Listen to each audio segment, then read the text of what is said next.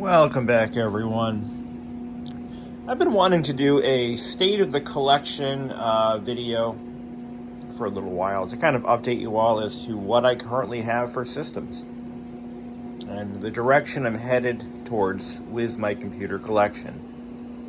I thought it would be fun to start this video on my newest acquisition, the 2023 M2 Mac Mini.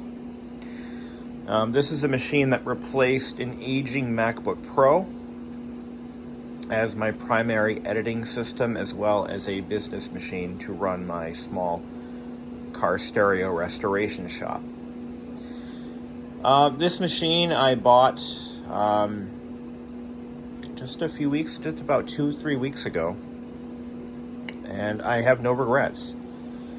I bought the 512 gig local storage option, which has unfortunately, Apple did go with the non-upgradable route with, well, pretty much everything but the Mac Pro, and but that's okay. Just spend a little extra money and buy the amount of system that you think you'll need for the next 5 to 7 years, and you'll be okay. Anyway, so this machine I've fitted with the Techie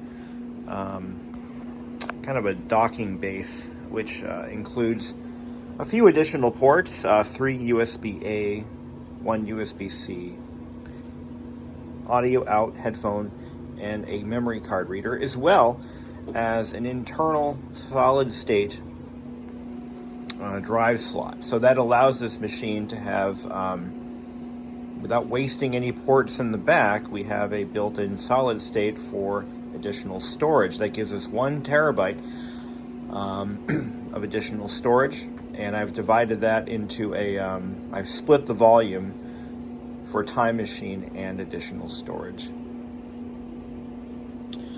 I have it fitted with a new set of Bose Companion 2 Series 3 speakers, which are the best desktop speakers for a typical setup.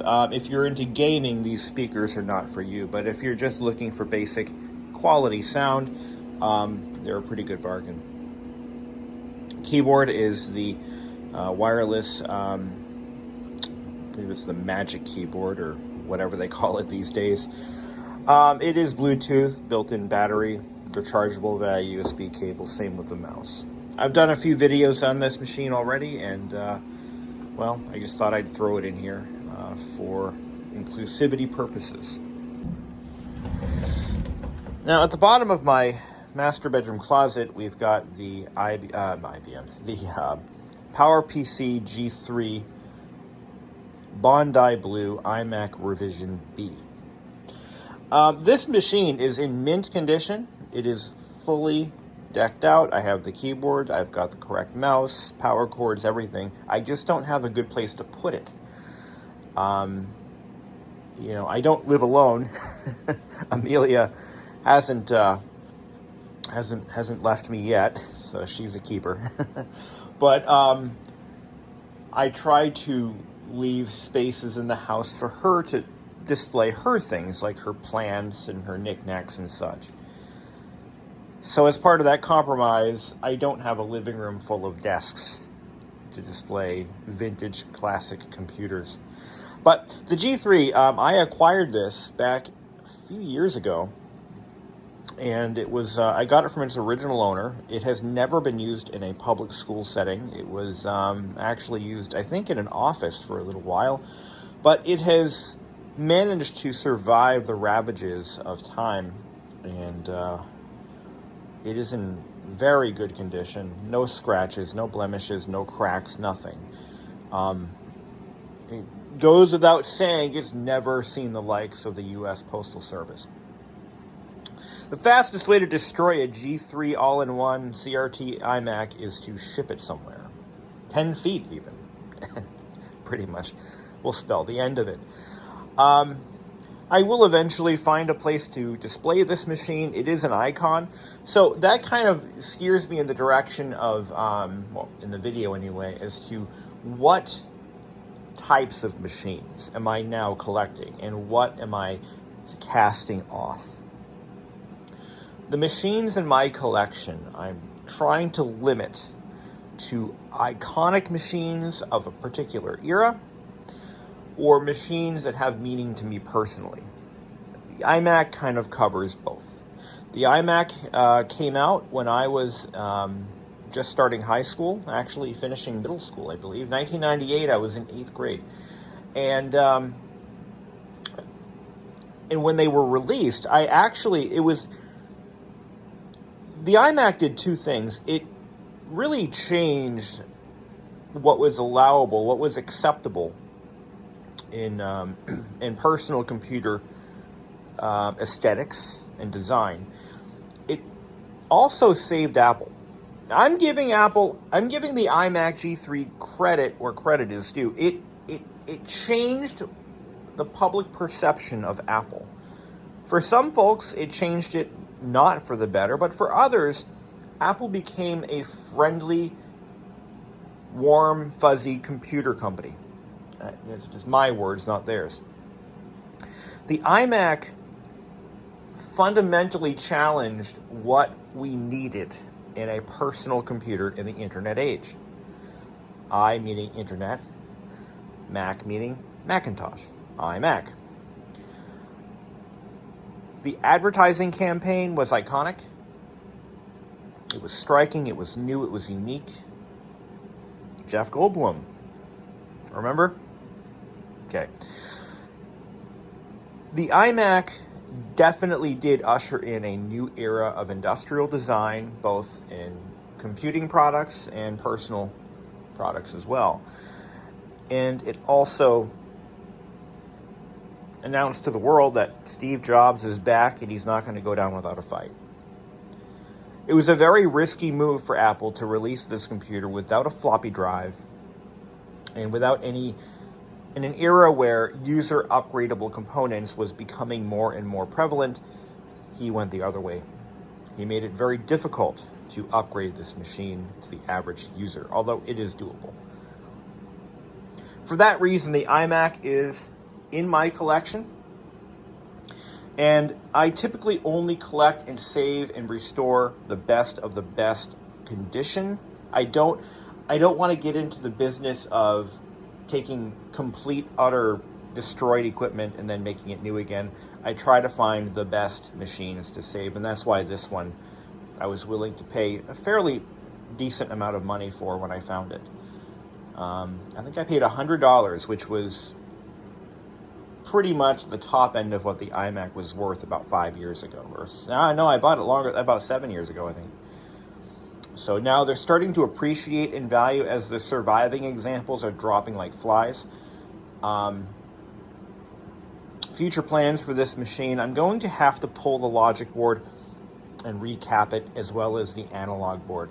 I don't want to do it because I don't want to break anything. These machines are almost impossible to disassemble without breaking something. So I've put it off. I may eventually get to it. I may not. We'll see what happens. But for now, that's where it lives, and I hope to someday do something more with it. It is a 233, I believe, G3. I think it's got the original 6 gig hard drive in there. And yeah, it's just your basic G3 iMac. I think it has about 128 megabytes of RAM. I think I bumped it up a little bit. Being a revision B, it does have more VRAM than the original one. So I don't recall exactly how much, but it doesn't matter. Moving on. Oh, those bottle caps. If you have cats and you leave a bottle cap on the floor, they go nuts. And they wind up flying all over the house, and then they end up in places where they can't get them. That's why they're here. And it can be annoying, especially at 1 o'clock in the morning when you're trying to sleep. See, there could be computers here, but, you know, Amelia likes plants, so there's plants here. Compromise. It's how you keep your significant other happy. Now this machine, I've been asked by Amelia and a few others, if I had to get rid of all of my computers except for one, and I mean everything goes but one. Let's say I'm forced to live in a nursing home and they say you could take one computer with you, what would it be? It would be this one. This is my Tandy 1000 HX. I have owned this guy since it was brand new in 1989, and I have the receipts to prove it. I am only 39 years old as of 2023. My dad bought this for the family. Basically, he bought it for me. I didn't have a sister back then. It was just family of 3. The problem was we didn't have the money to buy software or accessories. My dad, he kind of stretched. I think he stretched the family budget when he bought this from Radio Shack. If you're familiar with Nashua, New Hampshire, right off Route 3, right around exit 6 was the Nashua Mall. The Nashua Mall was once an indoor mall with a few with a few exterior buildings. There was a strip mall, and there were a couple of restaurants and a movie theater. Where the current day Home Depot sits was once the strip mall section of the Nashua Mall, the original strip mall. And in that strip mall was the original Nashua Radio Shack Computer Center. It was a larger format Radio Shack that specialized in computers, the TRS series, the Tandys, etc., etc. Well, that's where this came from. That building is no longer there. The Nashua Mall was essentially partially torn down and turned into a double-sided strip mall. So there's one side of it facing Route 3 that is all different stores, and on the other side of it is another series of exterior entry stores. I remember the day my dad brought this machine home. It was a very happy moment for our family. We were the only family in our entire neighborhood who owned a computer. We were the very first, to my knowledge. And that remained true up until about 1992. So this machine, again, my dad stretched our family budget to buy it. He paid about $700-800 for the entire thing.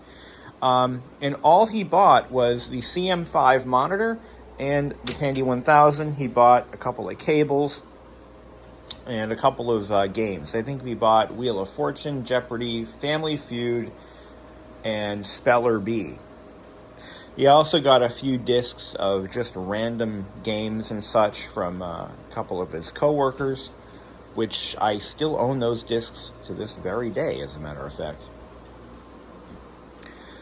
Unfortunately, because we didn't have the money for upgrades and a printer and software and all that great stuff that makes a computer do what you need it to do, this pretty much sat on a shelf in the living room for as far as I can remember. I think at one point we realized it was never going to get really any use, because by the time I was at a grade level where I needed a computer at home, I'd say grade 3 or 4, where having a computer at home would be beneficial for writing papers, and this machine had been scuttled to the master bedroom closet in our home, where it sat for eternity. In fact, part of the reason this machine is still here, and I'm able to talk about it, is because it was essentially forgotten about for so long. By the time I realized I still had it, it was 100% obsolete and becoming a classic. And it was also still technically my first computer. It wasn't until around 2019-ish, 2020, that I discovered Retro Tech Chris's YouTube channel. And I noticed he had an affinity for the Tandy 1000s, and especially the HX and the EX. And he was talking about the Tandy 3-in-1 upgrade cards by, I believe it was John Krennicky from Tandy. And, which is Tandy is a website for selling goods that you produce yourself, various electronics and hobby stuff. a whole bunch of things you can find there. It's like kind of like a marketplace, kind of like an Etsy, but for nerds. And so I reached out and we talked about, what you can actually use. I mean, you can actually make the Tandy 1000 in its base form, like mine, which had no upgrades of any kind. It had a base 256K of RAM and a 720K floppy, and that is it. And of course, the proprietary Tandy printer and serial port, or I believe it's a data port for an external floppy drive and whatever. Anyway, with that 3-in-1 card, I was able to turn this machine into a proper XT class machine. I gave it a proper 9-pin serial port. We've added up to 640 kilobytes of RAM to bump it to its maximum supported amount. We've got an onboard storage device, that being the basically just a CF card. And I didn't stop there. I also found the real-time clock battery kit, which allows you to, it basically gives this machine a, let's see if it'll tell me what the time is. Okay, that is incorrect. It is not 7:40. It is actually, no, it's actually approaching noon. But anyway, you get the idea. This machine, is the date correct? Saturday, 3/18/20. Oh, the date is incorrect, but yeah, you get the idea. I'll have to fix that later. It's a few months off. But it has a real-time clock. It has onboard storage. Now, Radio Shack never offered any hard drive. I believe there was one particular kit you could buy with a hard drive. It was an external chassis, but those are very rare. But my point is, we've turned this machine into something actually usable with onboard storage. I was so excited, I went out and I bought a Tandy DMP 133 printer, just a basic 9-pin dot matrix with the proper cable. I added a mouse, I added a Tandy joystick, I built this beautiful oak monitor stand for it. And it just kind of sits here.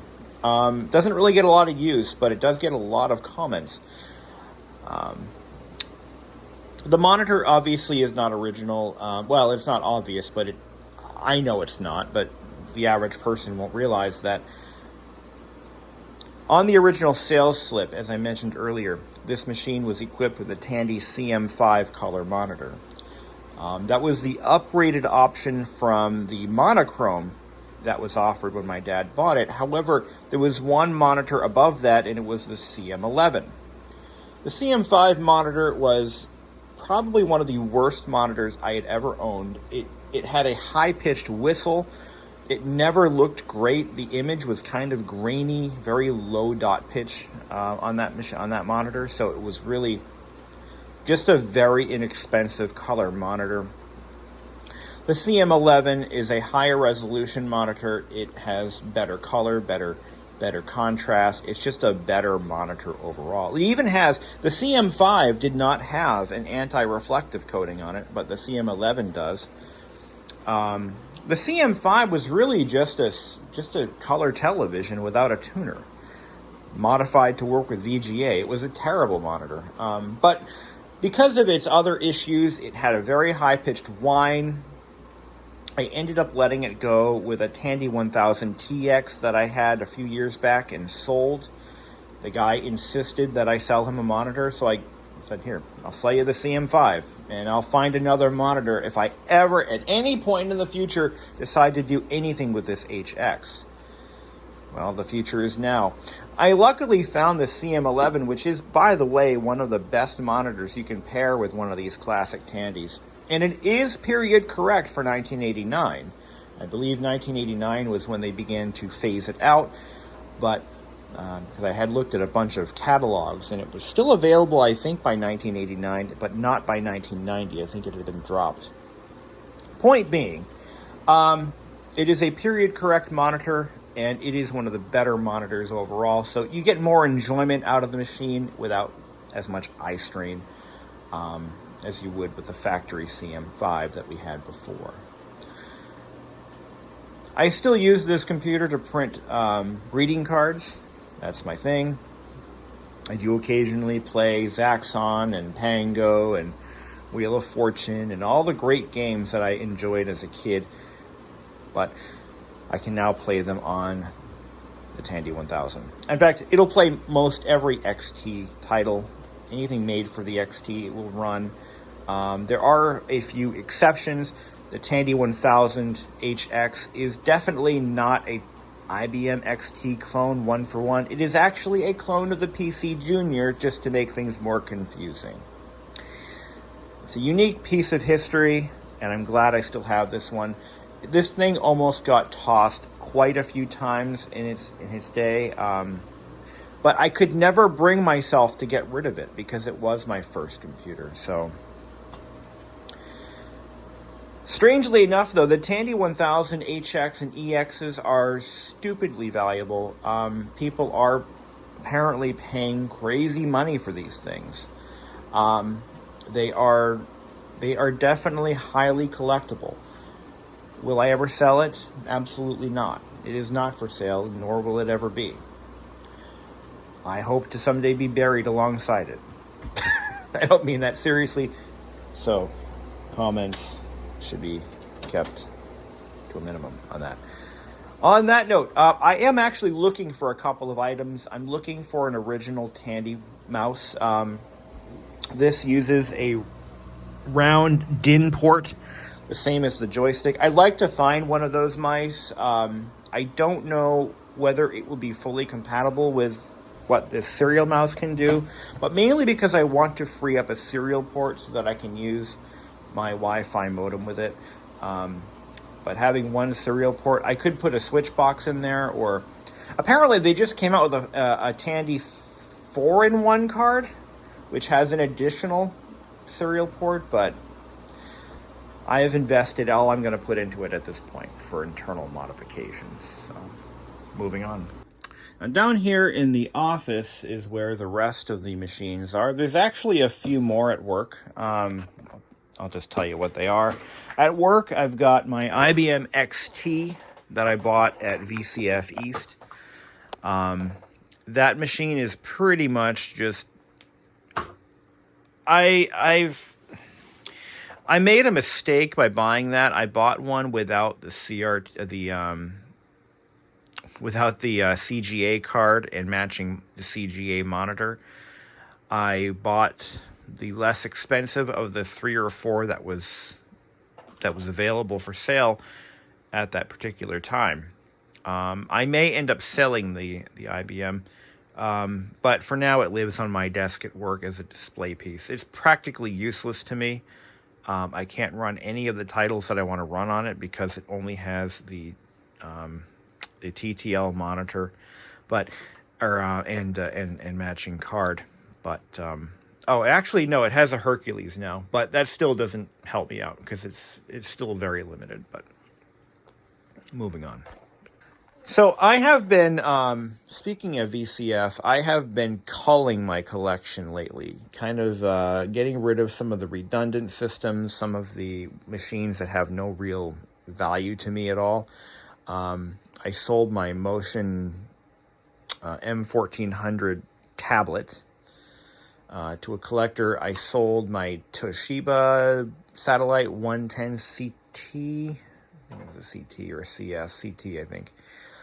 I sold my IBM ThinkPad 355C as well. And so those are gone.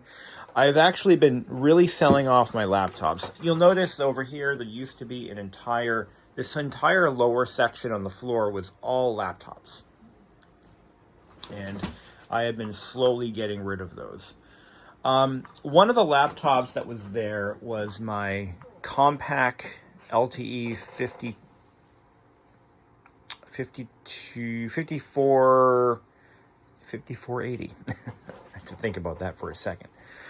The LTE 5480, which I'm not going to pull out and show you guys, it is a fully restored with a new battery pack LTE from 1997. That machine is a permanent part of my collection. I'm going to say that a few times. There's a couple of machines that I'm considering permanent, meaning they will never be sold because of the amount of work I put into them or the amount of effort it took me to find one in the condition that I found it in. Those are permanent machines. They are not up for sale. But of course, everything is for sale for the right price. I mean, that is just an American staple right there. That's just how it is, right?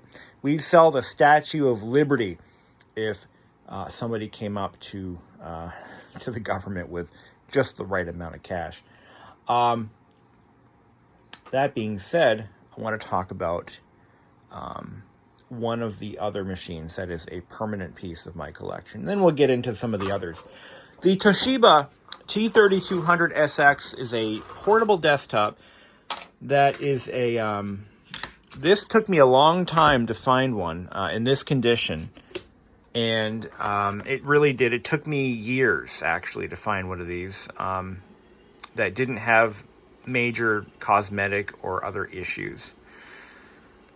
When I was about 12 years old, the only computer that I had at the time was, well, of course, I had the Tandy, but I had an IBM PS2 Model 3286, which was in rough condition even back then. This was, by the way, we're talking 1996-ish. And that machine was pretty rough for the most part, and had a monochrome monitor with severe burn. I couldn't run Windows on it that I knew of. I had never tried, but I didn't think you could run Windows 3.1 on a 286. Anyway, I went out to look for another computer that I could potentially buy with my allowance, which, who am I kidding? I was broke. So I called a local computer store that sold used computers. And I asked them, what is the least expensive computer that you have that can run Windows 3.1? And they said, well, we've got a whole bunch of these T3200SXs, and I didn't know what that was. But he said it's got a gas plasma display, it runs Windows 3.1, and they're $50 a piece. And I was stunned. I'm like, $50? I can buy a machine running Windows for... You got to remember, 96... I mean, even lowly DOS machines, old XTs and early 286s were still selling for pretty good money, $100 or so. So I was stunned that I could buy something like this. And I talked to my dad, who was home at the time. My mom was still at work. I said, I want to buy this computer, but I have no money. How can we work something out? And my dad said, well, Christmas is coming. And long story short, we went down and we bought one. That machine was identical to this one, with the only exception being it had a factory installed 120 megabyte hard drive. So it was the part number of the computer was different. This one shipped originally with a 40 meg drive, and mine had a 120. But it was identical. It had 5 megabytes of RAM, and it was a 386-16. I believe these are 16 megahertz 386, if I recall. And anyway, so we bought it. I took it home, and within about 2 or 3 weeks, I had killed it. I was trying to save up space on the 120 megabyte hard drive, which seemed big at the time, but after you start putting software on it, well, like Windows and Microsoft Word 6 and all that other stuff, it became really, really, really tight for space. So I started going, I'm gonna demonstrate what I did. And I was not very computer savvy at the time. I was still learning. And I go into File Manager, and I just start looking at all these random files. I'm like, why do I need all that crap? So I wander over to Drive C, and I'm like, let me get to the top of the directory here. Here we go. Yeah, there we are. And I just start deleting things like command.com. What do I need that for? Dun, dun, dun. Well, the machine died, didn't restart. a missing operating system, I think was the error that generates. So it took me on an adventure. I started checking out library books on how to fix computers and talking to not family members, but friends and neighbors about, what have I done? Long story short, I learned a lot that day. And that computer was easily fixed with a complete OS reinstall, format the drive, put a clean copy of Windows, DOS 622, Windows 3.1, and I had many more years of computing on that thing before I had to upgrade it to a 486 desktop that I got for nothing. But the point being is that machine was memorable to me in a way that made me want to acquire one again. I thought it was a very cool machine. It had a beautiful orange gas plasma display that just is relaxing and calming, and it is a real thing. These displays, they were very relaxing to work on, and because the orange or the amber color that it produces, it must do something with your mood, your emotions. But it's a very calming machine to use, and that's what I was really attracted to when I started using it. I actually liked it. It's kind of like a sun lamp. People buy those sun lamps that are supposed to elevate your mood. Well, this kind of has a very similar effect. And anyway, I wanted one so bad that I paid $300 for this thing on eBay. And then I spent an additional many hours repairing it and replacing capacitors in the display, which were actually very, very bad. I will still need to do the power supply. I haven't done that yet, but I will get to it. I found a hard drive for it, a Conura Peripherals. I think it's a 120 or so. 120 megabyte drive, and I was able to resuscitate that without resorting to one of the more modern solutions. But part of what makes the experience of these classic computers, and you'll find that I'm very not anal about this, but I'm a real supporter of using vintage hard drives, is the sound the hard drive makes when accessing data. It just adds to the experience, and you're not experiencing the genuine vintage vibe unless you have a real mechanical hard drive. Now, I understand that is not always an option.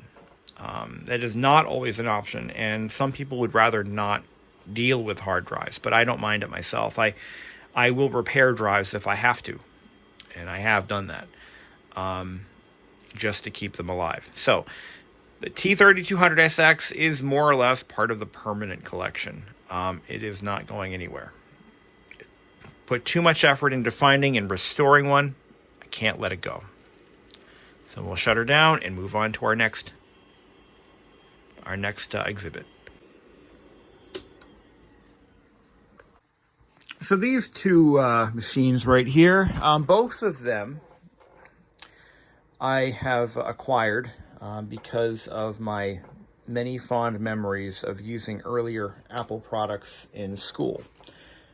Specifically elementary and middle school. So the Apple IIgs was the computer of choice when we were in elementary school. We had a computer lab with about 20, 25 Apple IIes, 2Cs, and a couple of 2GSs. And basically the computers were first come, first served. We were not assigned computers at that time. So the lucky ones were able to snag a 2GS, while the unlucky ones would end up with a 2E with a phosphor green display. The 2GS is also the computer that they would use in the classrooms in my elementary school, both elementary schools, as a matter of fact, from 1990, when I entered elementary school, to about 1993, 4-ish, because I think we went to, 94. And the 2GS was what every classroom had for the teacher's use, and then, of course, the labs were a mix of whatever was left. So I had developed an affinity for the 2GS. It had superior graphics and sound, and they almost always came equipped with a color display. So naturally, as a kid, you wanted color, you got a 2GS. We'll fire her up. Now this one actually did come out of a middle school originally. It was purchased new in about 1988, and I have restored it as best as I can. I have not done capacitors on this one, but I have done the clock battery. I replaced one of the damaged ports. It was the floppy drive port was missing the threaded lugs. So I salvaged one from a scrap Apple IIc that I had. And I just recently repaired this one. I desoldered the original pin header and put on the new one. So it is restored in that way. I've upgraded the memory. I forgot what size the memory card expansion I put in here was, but that has been upgraded from its original. I think it was originally 256K or 64K. I don't remember. I don't have a mind for details unless I need to know those details. Just FYI. Floppy drives. Originally, this one had, I think it was, well, when I received it, it had one 5¼ inch and two 3½ inches, I believe. But I just acquired a bunch of extra floppy drives from somebody selling them locally pretty cheaply. So I've got all the drives I'll ever need here. I did retrowrite the entire system. It was the first one I ever did. And it came out kind of blotchy. I used the gel method where you mix up a gel paste. Let's call it what it is. It's a paste with cornstarch, hydrogen peroxide, and water, I think it was. And then you wrap it up with cellophane or saran wrap and stick it in the sun. That method really definitely did yield some blotchiness and streaking, and I'm not happy with it. I will redo it using the liquid bath method, which I have used on the LC3 that we're going to see next, and I'm very happy with how that came out. I think right around the time I start recapping this one, so this will be revised. I'm going to once again tear it down. We'll do the retrobrite again. And I'm going to do caps as well when I have it apart. But anyway, this machine I've owned it for nearly 10 years now, if not more, and it's been a real reliable system. One of my statements that I'll make, and I'll make it again, is if you're beginning to get into the vintage computer hobby as a collector and you want to know what to buy, what classic machine can you buy that is a sure investment that is guaranteed to pretty much give you trouble-free operation? And I still say any Apple II, any Commodore 64. Now the Commodore 64s do require some minor repairs, but those repairs are easy to make. There's one particular chip that fails in a lot of them, and I don't recall what it's called. I've only owned one Commodore, and I'm not into them at all.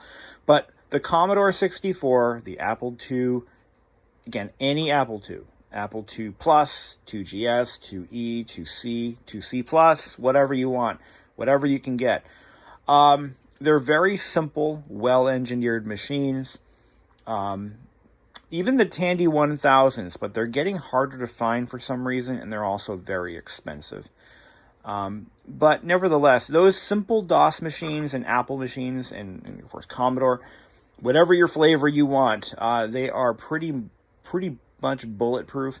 And as they're aging, now this machine's about 35 years old. Capacitors are now becoming a concern. Electrolytic capacitors. But as you can see, this one's never had a single capacitor replacement in its life, and it just fired right up, no issues, and it works pretty reliably. It is a permanent part of my collection. I will not put this one up for sale anytime soon.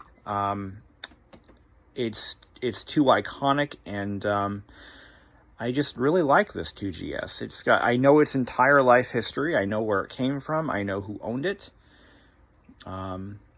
So there's no mysteries. I have owned several 2GSs, and my previous two of them were actually WAS editions. And the WAS edition was a ROM 0, I believe, so the first iteration. I think this is a ROM 1. And, or was it ROM 1? ROM, whatever. It's one of the earlier versions. And it has in the front cover, it says WAS Limited Edition with the WAS signature. Are they worth more? I'd say, yeah, a little bit more. A little easier to sell, in a way. And I've owned two of them, and I've sold two of them. So, yeah. But anyway, so this is the 2GS in my collection that isn't going anywhere, and I have as I discussed the plans I have for it in the future. This brings me to my middle school years, the Macintosh LC3. Actually, we had the LC2s, but the LC3 is an improved version of that. Go ahead and shut this guy down and move on. Now, the LC3. This one, I did the most work, I believe, to this one than any other machine in my collection. This is actually cobbled together from about, I think it was an LC2, an LC3, and an LC1. An original LC, I think. No, the LC... Let me start over. So this here is my LC3. Why is this one in my collection and not really going anywhere? Well, the LC3, LC2, and LCs are some of the sexiest Macs ever built. I will stand by this statement to the day I die. There is nothing more aesthetically appealing than this. I mean, it's an iconic design from... It's actually... I consider it to be a cleaned up version of the Snow White Apple IIgs. This uses the Snow White design that Apple created in the mid-80s. The LC3 is a sleeker, more streamlined version of that. The 2GS is very chunky and very reminiscent of the mid-1980s. Very chunky, very futuristic, but not clean. The 1990s brought clean design. That was the new era of the Snow White, or an extension of the Snow White design cues. From this angle, it looks its best. And then you've got the front. Now this is a modular machine. This is designed to be a low-cost, hence LC, a low-cost color computer for the educational and consumer market. The consumer version was the Performa line. I think it was the Performa 400. And that one was sold through different channels, like Sears. I think Sears sold them. One of my favorite aspects of the LC series, the LC 1, 2, 3s, and the Performa 400s, is that they can be completely disassembled in seconds. If you need to change out a component and you're working in a school or similar setting at college, and you've got to change out a whole bunch of floppy drives or fans or whatever, you can do the job with no tools in minutes. Just a couple minutes. Not even seconds. And I used to practice tearing these things apart and putting them back together again. When I was in high school, we had a whole lab full of them still. And I would just tear them apart, put them back together again, no tools, again, just like you're disassembling a rifle for cleaning. I mean, they're just that fun to work on. For that reason alone, I decided that one of these would be in my collection, and it had to be something that was essentially flawless. And this machine, I got this from the same gentleman that I bought my iMac G3 from, and it was well worth it. And it was never used in a school. That's another key piece. So computers, classic computers that were once serving in schools and colleges and other public settings are generally the most haggard. The displays are going to be the most faded out, distorted, and worn out that you're going to get. Hard drives are pretty much going to be done, so I mean, guaranteed dead. And you're just going to have a lot more cosmetic issues like yellowing and cracking and just signs of abuse, initials carved into them. You know, they get used and abused. So if you're going to try to find a vintage computer from that time period, you're going to want to find something that was used in a home or in an office setting. This 2GS, I did mention, was indeed from a public middle school when it was new. But it, I believe, was used in an office. I don't believe this was a lab computer. A lab computer would be pretty beat up, like I was saying. So that all having been said, the LC3 is an iconic piece of Apple's design history, and that's why I've got it. Now this one, the gentleman who bought this new, he bought the multimedia kit, which included these multimedia speakers, as well as a CD300, which I have two of. I have two of those. So, all right, let's move on to our next victim. So now we're going to talk about some laptops here. Now, you can see Beauty and the Beast here. This is, they just happened to be in Oreo. Oreo with your fur everywhere, Jesus Christ. Going back to the iMac, the late 90s, early 2000s period of Apple's reinvention of itself. After the iMac was released, shortly after, Apple created the iMac to go, as Steve Jobs billed it in his WWDC conference. I think it was in 99 or so. The iBook was targeted at a very specific audience. It was targeted towards college kids and, of course, consumers and their kids as well. It was definitely a playfully crafted, very durable, very minimalistic laptop in terms of I/O and in terms of function. One thing that I still find odd about the iBook is it doesn't have a clock battery. Apple did not include a clock battery. In fact, it uses the main battery, which you're supposed to never let die, but the main battery serves as your clock battery, and it preserves settings, date, time, etc., etc. The iBook was also fairly inexpensive for a laptop. So as part of that cost cutting, Apple did skimp on I/O. You've got one USB 1.0 port. You've got no microphone and no microphone jack. You have Ethernet and modem. That's it. And optional Wi-Fi. Wi-Fi was an option back in those days. But what you got was a very, and I emphasize, extremely durable laptop. Something that could rival a Toughbook. I know people that have driven cars over these things, and they lived. A very durable laptop with easy access, by the way. Now, this is un-Apple-like, but just a couple of latch clips here and here. You can pull the keyboard out, and you can upgrade the RAM. You can add the optional Wi-Fi airport card. And that is very un-Apple-like. But at that time period, it was actually kind of a carryover from the G3 Wall Street notebooks, which had liftable keyboards for those very reasons.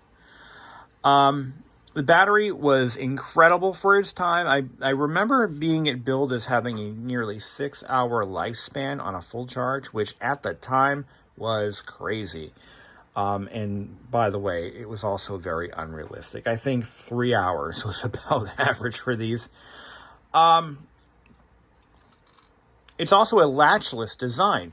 One of the first, if I'm not mistaken, is one of the very first laptops to feature a latchless lid. And it goes right to sleep, and you've got your sleep indicator back there.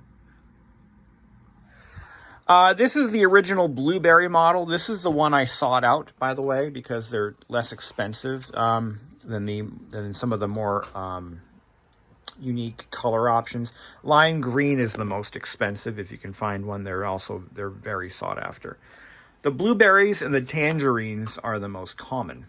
and I wanted the blueberry one because I like the color. I really do. They're not without fault. No, they're prone to cracking in a few spots due to just due to plastic brittleness as it ages. I believe these are made from polycarbonate on the exterior shells, and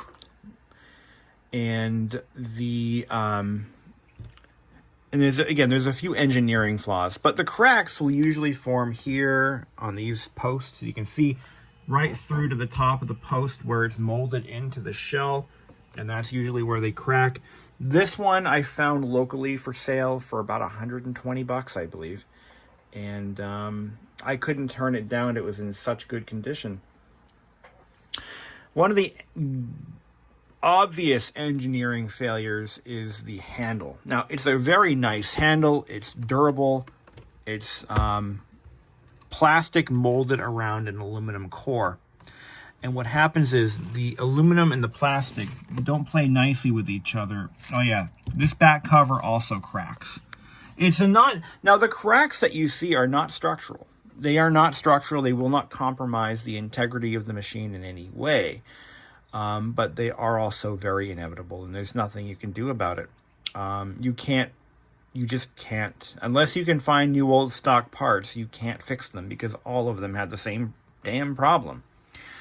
But this handle tends to develop little stress cracks. It's okay though. I have never seen one fall apart yet. They seem to hold together fine, but you will get stress cracks in that handle. The battery is replaceable. Again, this was at a time when that was still a thing. There's a nice cover underneath the machine. You can pull that off and replace the battery. So why is it in my collection? Well, it is an icon from its time. It also represented a very daring and bold move for Apple to create such a machine at this price point, because it definitely would have cannibalized sales of some of their more expensive laptop products, portable products.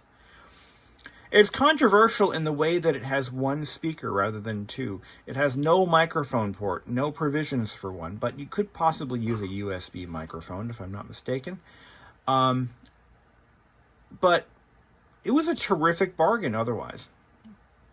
And I always wanted one. When I was in high school, I first saw one of these. One of our computer techs had one of these. He bought it when they were first introduced. He was an Apple nut. And this was in 1999, going into maybe 2000. And I remember seeing it on his desk, and I was just in amazement. I thought that is the coolest looking laptop I've ever seen. And it's pretty powerful for its time. I believe it was a 233. Let's see what it is. About launcher. Where's my, hold on. Oh, yeah. About this computer here. Does it tell me? It's running 922. This is dual booting, by the way. It's got Mac OS 9.2 and it has Mac OS 10.1, like the original Mac OS 10. Hard drive has been replaced. It currently has, I think, a 40 gigabyte drive, if I'm not mistaken. I think that's what I put in this. Hold on, I gotta go to the system profiler. Just a sec. So I'm going to boot this thing in Mac OS 10. This one does have the airport. I added an airport card to it. I added some memory to it as well. And after I bought it. And I think I replaced this bezel. These are known for cracks radiating from the Apple logo due to the plastic surround shrinking over the Apple logo, which creates stress points. So that's a very common flaw, but I found one that didn't have really any cracks on it, so that's why that's been replaced. And then what I did is I tried something a little bit bold and daring. I took a soldering iron and very carefully traced the outline of the Apple logo to try to, because there were some very fine cracks forming, and I wanted to melt them together. So I want to see if that does anything to improve its lifespan. So let's start it up in Mac OS 10. See how quickly that goes. It's loading pretty fast. And yeah, so this machine it's more or less a permanent piece of my collection, but I've been trying to cut down my laptops. And laptops are, they're hard to own sometimes because they just require so much TLC to keep them going. Batteries are a huge concern, and the excessive use of plastics makes them more brittle and prone to damage. 288 megs of RAM. It's a 300 megahertz PowerPC G3. I had to look that up because I don't know. I don't remember. I remember the things I need to remember. As you get older, it's a thing, I guess. I don't know. I guess I've always been that way. But nevertheless, she's a good machine. These aren't rare. They're not hard to find, but in good condition, they can be.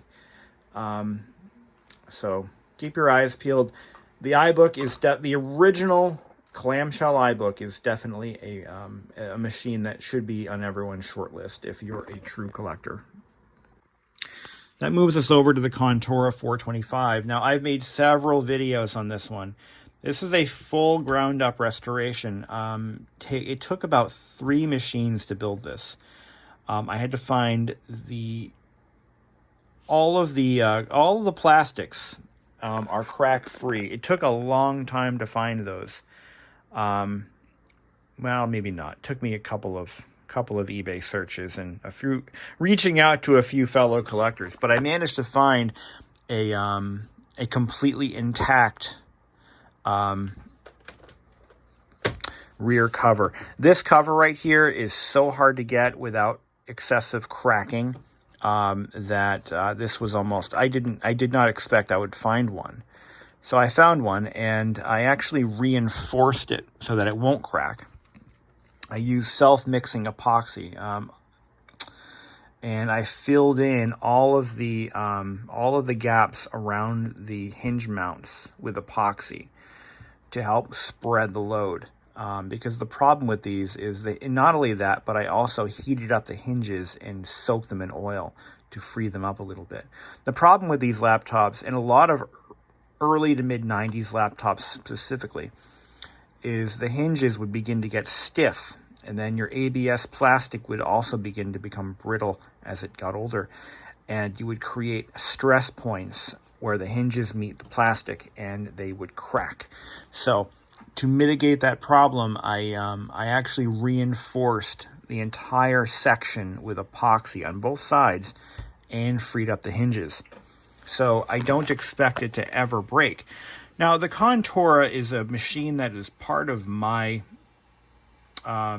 it's a machine that I have a lot of nostalgic value to. I have added nostalgic value to. For the main reason that I owned one in 9th grade. And I owned a string of Conturas back in the day. And the 425 was the nicest one that I had because it had the best screen. There are 3 screen options on the original Conturas, the first generation. You had what you see here. This is a black and white dual scan display, which is a very common display for laptops of this time period. They were inexpensive to produce, and they helped keep the laptops down to a reasonable price. So if you didn't have a ton of money, but you wanted a laptop mainly for work or business, whatever, this is the screen you wanted because it was kind of the best of both worlds. Being a dual scan, you don't get the nasty scan lines, the diagonal lines that you get with a single scan. Not only that, but being black and white, it has a better picture than the color displays in that same class. Option 2, a color dual scan display. They are the worst. The displays that Compaq used for that particular, or whatever supplier they used for that display, they were nasty. Very shadowy, very uneven, very blotchy. I've compared that display to a Toshiba of the same era with the same technology of display, and the Toshiba's display looked almost like what you would call a TFT or active matrix display in comparison. The color dual scan was the worst screen you could get. Now, you also had a TFT 9-inch display that was available on the 425CX, which also was paired with a built-in trackball right about here. As you can see, I have the optional Logitech-sourced Compaq brand trackball on mine. I had the same trackball, by the way, on the one that I had growing up. But I like this display. It's actually not that bad. It shows graphics pretty well. It's not a bad little display. Now, this laptop, I believe, has a very small hard drive. It is an original hard drive. It is a 120 megabyte drive with 32 megabytes free. Yikes. That's okay. So we're running out of space. Yeah, this is the one that I had space issues with because the drive is just so damn small. Now, I don't want to hear, oh, I could put, an SSD, blah, blah. I don't want to hear that. I have bigger drives that could fit in this, but they don't physically line up. The drive that's in this machine, for whatever reason, I think Compaq used a very specific product line from Contura Peripherals, and none of my other drives that are bigger and better fit without modification, and I don't want to modify anything. So we're going to leave it alone. It's not like this machine is my business workstation. It's just a laptop that I've restored and I am preserving. Yes, it has its original Compaq image on it. It has never been formatted. It is original from 1995, I think, or 94, when this thing was made. Does it actually give me date stamps? And are they accurate? Let's take a look. Can I change the view to all file details? 96. So I'm getting date stamps of 1996. Also curious, I did replace the clock battery. So this machine, not only did I do a plastics restoration, but I also did an electrical restoration. All of the surface mount capacitors have been changed in the display and the logic board and power supply area. So this machine is good to go for the long haul. It just needs a main battery. And I have one over here that I'm in the process of rebuilding. I haven't done it yet. I need to do some more research and need to buy some cells. It's a whole big thing. This one also received a...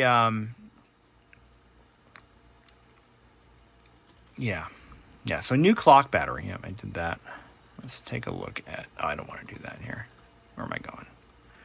Go to accessories. Let's take a look at the clock. The Windows 3.1 clock. Here we go. 9:44 a.m. 7:4. Okay, so the time is wrong. It's about... I think it's like... Hold on. What time is it? What time is it? I can't view that on my phone right now. I think it's like noon. Like 12:32. So yeah, the clock is wrong. Seems to be a common thing these days. The clock is way off. But that's okay. That's totally fine. So that's it. Oh, it also has the factory optional modem right there. And the bezel piece is still intact. Took a lot of work to get this machine to this condition, but it was well worth it. It's definitely a permanent part of my collection. I will never sell this one. So I've really been paring things down and narrowing down the focus of my system inventory, and that's pretty much where I'm at now. We could talk about it. We don't have to, but this is my bridge machine. This is my Windows 98 PC. I bought this back in like 2010 or so, and I found it at Savers for 99 cents. And I thought that was a great deal. It's a Pentium, I believe it's a 266 Pentium 1 MMX. 96 megabytes of RAM. It's got... I actually found a new old stock sound card that I threw in there just for the hell of it. It's like just a clone of a Sound Blaster, I think. But what this machine does is it gives me the flexibility to move data between all of my systems, all of my Windows DOS systems. It's got a CD burner, which, by the way, is also a new old stock iOmega. It's got a 5¼ inch floppy drive, 1.2 meg, a 1.44 meg floppy, and a Zip 100 built in. And everything works. This machine also has a new old stock wireless Microsoft wheel mouse, one of the very first wireless mice, or from that era. And this, by the way, is a new old stock iTalks. Actually, it's a Keytronic keyboard. It says Keytronic under here. I know that. And new old stock LabTech speakers. So this is basically a dumping ground for NOS parts that I find. The monitor is an NEC AccuSync 700. Not NOS, but this was a very low hour monitor when I found it. I found it in a closet at work, and I remember unboxing the damn thing when it was new. It was probably used for a year and then scuttled away. So I preserved it. This is a very nice little machine. It's my bridge computer. It's kind of a central point for my software. I believe it's got 2 hard drives. Let's take a look. Nope, just the one. It's a 10 gig. I thought I had another drive in here. I guess not. But 10 gig drive with 7 gigs free. Not a bad combo there. I use this to make floppy disks for the vintage machines in my collection. And I also use it to kind of enjoy some old software like Titanic, which I will eventually install on here. But that's it. This is my bridge machine. And with the exception of the Compaq LTE 5480, we pretty much have covered all of the machines in my permanent collection. And there's really not much else to show you guys. I do have the Compaq Portable buried under that desk over there. It's just there. It works. It's good. It's a good runner, but you know, it doesn't really get much use. Takes up a lot of space. It's kind of a hard machine to display because it takes up so much desk real estate, and it is a portable computer. And it's, yeah, where am I going to put the damn thing, right? Hope you've enjoyed the video, guys. I do have more machines at work, and maybe someday I will cycle those out, bring those back here, and put some other stuff in those cases at work. What's over here? I think I have some empty laptop cases. Oh, my HP Compaq NC series. Don't forget about that. But maybe we'll do that one in another video. Until then, guys, have a good one. I almost forgot. I meant to do this one too. This is my iMac G5. The iMac G5 was a fairly short-lived product. This was the last machine, the last iMac to wear the PowerPC badge. And about 3 years into this, Apple switched to the Intel Intel processor line. And starting off with, of course, the Core Duo, then the Core 2 Duo. The actually no, I think there was a single core option. The Intel Core was the single core version. Whatever the case may be, the G5 was kind of the bastard child of the product line for Apple.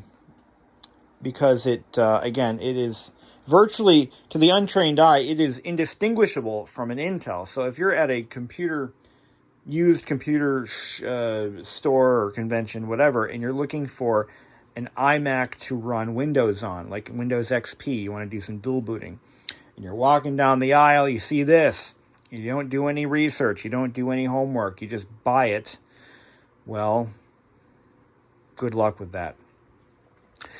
2 reasons. Number one, this cannot run Windows XP with any dual booting. Last but not least, the iMac G5. Now, the iMac G5 was a weird machine because it was built at a time when Apple was switching over to Intel, or they were planning those moves. And when Apple switched to the Intel processor, they actually kept the shell of the iMac almost indistinguishable. And the support for the G series, or the PowerPC processors was very short during that transition time. This machine can only support 10.5.8, nothing newer. The G5 is distinguishable by the following means from the Intel models. It is considerably thicker, about maybe half an inch thicker than the Intels. Or at least a quarter inch, maybe. Definitely hefty. It's very heavy. These are a lot heavier than the Intels. But one dead giveaway is the I/O ports are mounted vertically rather than horizontally. The power button on the G5 is convex, and on the Intel it is concave. The CD/DVD-ROM drive is in the same basic location, but it's mounted up towards the top. On the Intel, it's much lower. Taking them apart is a completely different game. The Intels require a credit card or two, and you stuff them into the slot. There's a latch up here, there's a latch up here, and they are a bitch to take apart. Ask me how I know. I have worked on so many of them. Hundreds of them I have serviced. Both screen replacements, logic board replacements, and hard drive replacements. They were a mess. The G5 has a couple of similar flaws. The capacitors, these were affected by the capacitor plague so bad. I don't think there's very many of these around in running condition. The other thing is, I do believe the 17 and 20-inch models were notorious for screen failures, just as their Intel cousins. It is what it is. Earlier models did not have an iSight camera. This particular one was owned by my former boss. This was never used in a public school setting. This one was used as a home computer, and that was it. And it wasn't used very long. So he quickly upgraded it to a newer model, and he kind of scuttled this one to the side and left it to rot. So when he retired, he asked if I wanted it because he was cleaning out his basement, and I said, sure, why not? I don't own a G5, and now I finally do. This one has had the logic board replacement done under the Apple Repair extension, and that's probably one of the only reasons I've saved it, because it is still a fairly new machine in terms of hours, power on hours. Let's turn it on.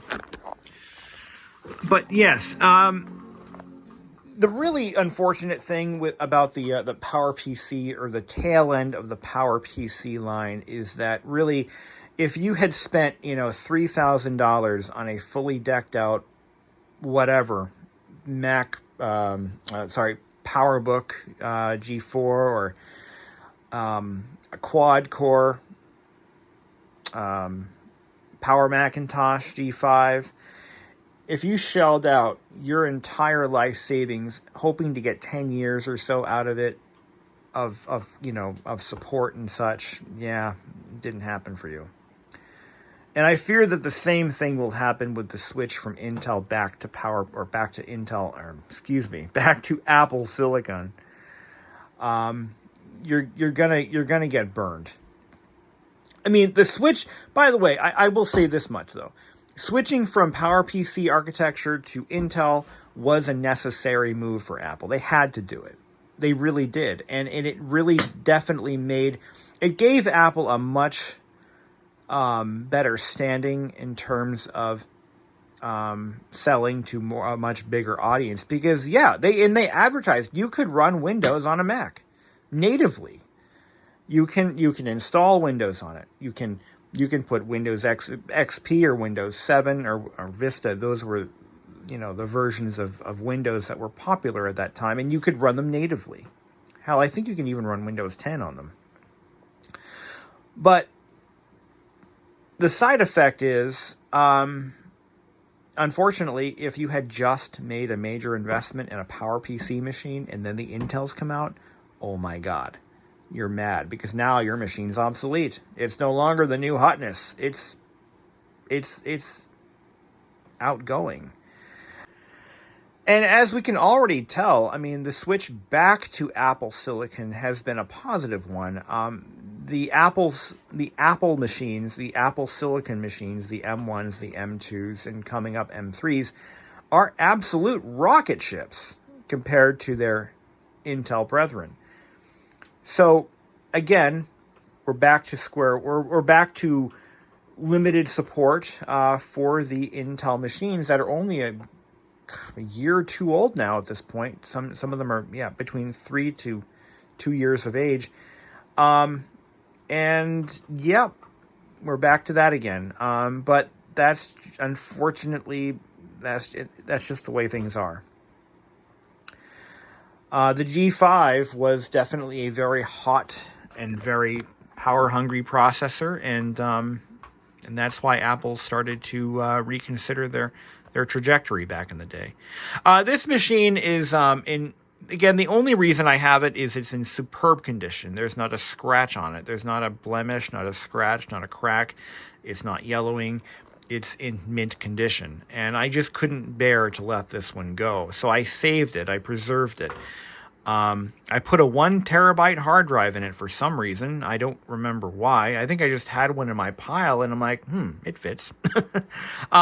So we have, this machine has a bigger internal drive than my 2023 Mac Mini, which is freaking crazy. 900 gigs available. It has a bigger drive than my freaking Mac Mini. That bothers me, but it doesn't because I really don't use the space anyway. I never will. This one has Word, Excel, PowerPoint, Photoshop, Flash, Illustrator, InDesign. The whole Creative Suite package is installed on this one. I was using this one for ADT Pro at one point to transfer software to the 2GS and my 2C. It's just a cool machine, and I'm glad I saved it because these are one of those unsung heroes that will probably end up never becoming very valuable, but they're definitely unique, and they still look good on a desk. This was actually this was the first Mac to feature the chin, which was necessary at the time, by the way, because the miniaturization of the components just hasn't reached that stage. I mean, they would have had to have made the machine a lot thicker if they hadn't done the chin. And if you pull the cover off, I forget what's on this model. I forget what's over here, but there's stuff there, But what drives me nuts is the current generation iMac, which is, as far as I'm concerned, considerably obsolete. It's an M1, and it's overpriced and very little I/O, and it's just not a great machine. But they still have the chin when they don't need to have that. It doesn't need that. In fact, a Chinese company, I believe, redesigned the entire shell for an iMac as a proof of concept, and they just made it, I think, slightly thicker. And they eliminated the chin. I'll do that one more time. The chin. Because they didn't... It's an unnecessary design element because of the size of the components available today. You don't need all of that. But anyway, this was the very first Mac to feature that rather controversial design element. And... gosh, it's a beautiful machine. It really is. But this is the original iteration of this particular white, I believe it's a polycarbonate shell. And it's in its original form, it was easier to work on. The cover comes off from the back. So the entire back cover is removable on this model. On the Intels, it was the front cover that came off. But on these, they're easier to work on. There are no... there are no misaligned hidden latches that always seem to hang up and give you a hard time. I've had to pry them open before because the latches will not always unclip when you're trying to pull the cover off. And it's also very sexy under this cover. You've got that big, beautiful heatsink front and center. It says G5 on it. The component layout is just beautiful. It's a beautiful machine from the inside out for its time. Anyway, so that's all I got for you guys. I don't know what the fate of this machine is. I'm not planning on getting rid of it, but it's definitely an albatross in my collection. It does definitely stick out. But if I had to get rid of one computer today, otherwise I'd get shot, it would be this one, because it is a little redundant. I still have, by the way, and I forgot to mention, I have a G4 PowerBook from the same time period as this. One of the last of the G4s. I still own one, and occasionally I'll fire it up and turn it on and do stuff with it, but I thought it would be fun to save the best for last. This is the Compaq LTE 5400 that I restored. It's been an ongoing restoration effort for the past couple of years. This one's due for a power supply recap job and maybe a few caps here and there. It does have a fully rebuilt battery pack that I rebuilt myself. And I want to show a couple of these repairs before we dive into this machine. I came up with a repair for the latches for the doors. Now, when these were new, they had a plastic spring that extended from the end of my fingernail to over here, and through age and fatigue those springs would break off. My solution was to put a little bit of clear silicone right where that spring is or was, and it restores the functionality of the door latches with a hard drive cover and the PCMCIA cover. This laptop is actually composed of about 3 different LTEs, all of them in various states of disrepair. But the heart of this machine is indeed a 5400. And as a 5400, it has the larger screen. I don't recall the actual size of this screen. I think it's like 14 inches or something. It's rather huge. For 1997, this was a massive laptop screen. I mean, almost as big as they get. The only side effect with the 5400 compared to the lower end models is the speaker size.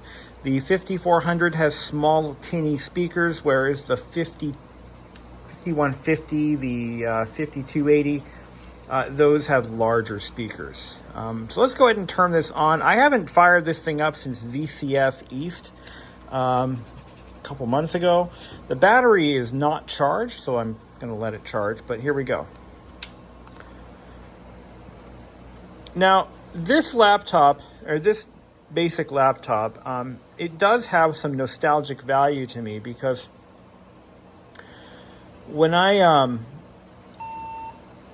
was a kid, probably 5th grade or so, I had a friend whose father worked in the publishing business. He worked for a company called Penwell Publishing, and I can say that now since I don't even know if they're still in business, but Penwell Publishing was his employer, and he was an editor of one of their magazines or one of their publications.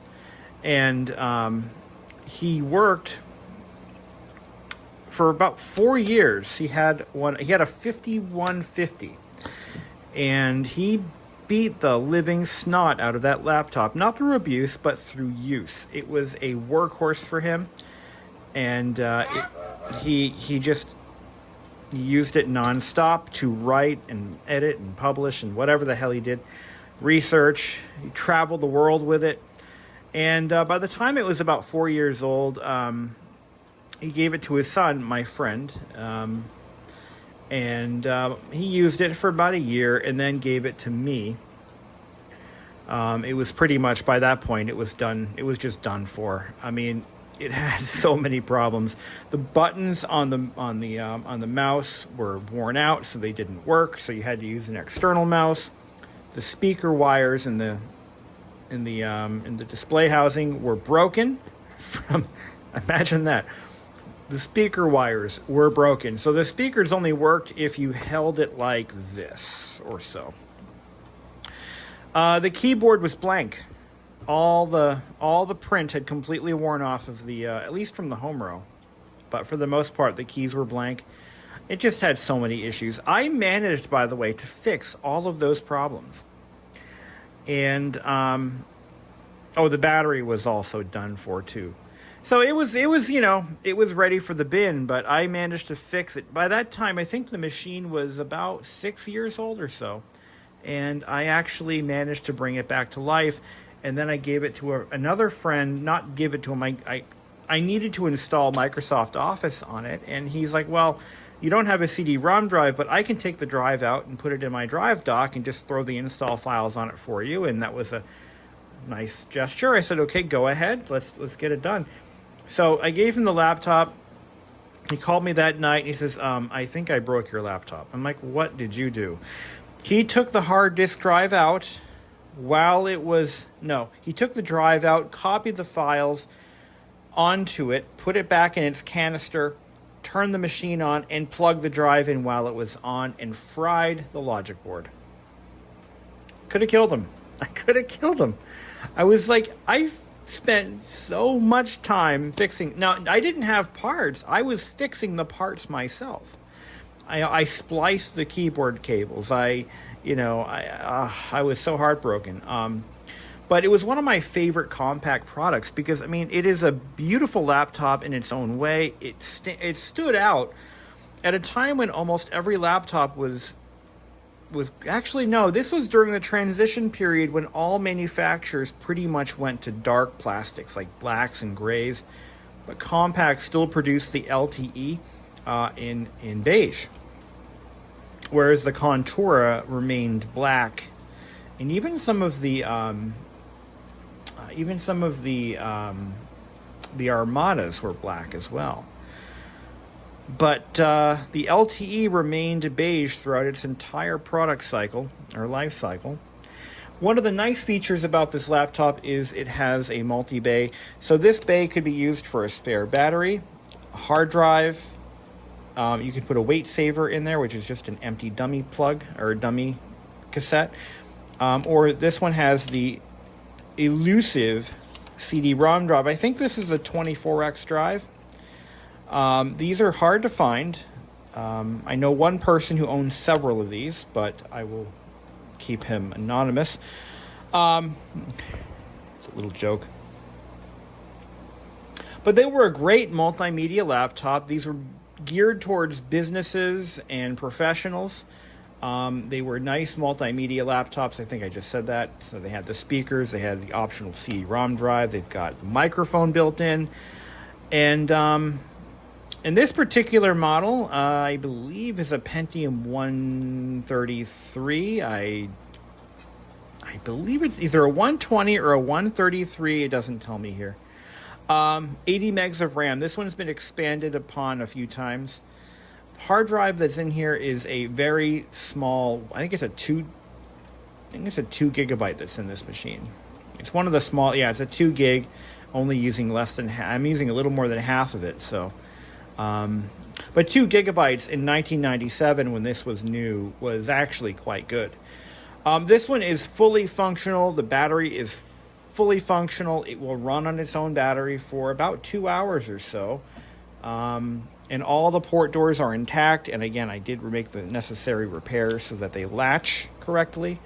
That really is the only thing you can do, because even when these were new, those latches would break. So another common fault with this model is this LCD panel is notorious for losing segments because of there is a contact strip, like a ribbon cable that is bonded to the back of the panel, and then it goes to a connector on the logic board. That strip tends to debond over time from the glass. And again, this was a fault that even in 1999, these things were starting to fail on these laptops. they were not a perfect machine by any stretch. This actual part right here, I do believe is a brand new service part that I was able to buy just a few years ago. I think part of the problem was under heavy use, the heat from the processor, which is right here, by the way, would actually accelerate the deterioration of the adhesive and cause it to debond, which explains why this one hasn't had that problem since I replaced it, because it doesn't get a lot of use. One of my favorite laptops of all time. I do have an original Compaq case over here. This is a period correct case from, I believe this is made by Targus, but it does have all the Compaq badging. I've got the floppy drive module. I've got a ooh, there's my Grand Theft Auto. Hi, Oreo. I've got a Compaq branded mouse for this machine. And yeah, it's one of my favorite laptops. And I do travel with this on occasion because I have so much stuff on it that I can mess with. Games and applications and such. This one also has a rebuilt suspend battery. So it can actually go to sleep. Oh, it's already starting to take a charge. You got 1 cube in that battery so far. So anyway, guys, I think that's all we're going to do for today. And I thank you all for watching. And it takes a lot of work to preserve these vintage machines. And I like to show them off and show you what can be done and what has been done to make that possible. One of the most common failures that you're going to find in a lot of these vintage computers, no matter what it is, be it an Apple II or even a Tandy 1000 or whatever it may be, Compaq laptop, capacitors. They are a constant failure point as these machines approach old age. This laptop is hard to believe, but it's almost 30 years old. And still fully functional. But capacitors are the one thing that you're going to want to look out for, and with laptops especially, and some desktops, your batteries. For a laptop, you've got usually 2 to 3 batteries in here. You've got your main battery, which everyone thinks about, but they don't always think about the clock batteries and the suspend batteries and the sleep batteries, and it's just so many batteries. You want to pull them out if they're not going to be used, or you want to replace them with good quality replacements. And with desktops, even the Apple II GS, you've got, and especially the Macintosh SE30. The SE30 is a big one. Those have batteries on their logic boards that can tend to leak over time. 386 and 486 Taiwanese logic boards. Those logic boards typically have Varta batteries on them that always leak. They are an alkaline battery and they do leak. It's a 3-volt battery. You've got to remove them. You don't have to replace them, but you've got to remove them. Actually, you should replace them because for the hard drive settings and such in the BIOS. But you got to take care of this stuff. So if you're going to get into this hobby, you definitely want to consider batteries, capacitors, and then finally, your plastics. A lot of these machines have very brittle plastics, either ABS, fiber reinforced, some are not fiber reinforced, and meow, meow, meow. You got to start learning how to fix plastics because parts just aren't available. The new old stock stuff is pretty much completely exhausted, so you've got to start learning how to repair plastics. There's a lot of stuff on YouTube from fellow collectors and service guys who've been in the business for a long time that know what they're doing, and they can guide you along. So I hope this video is somewhat entertaining, informative, and inspiring. If you really want to get into collecting computers, here are a few machines to look out for. So have a great day, and thank you for watching.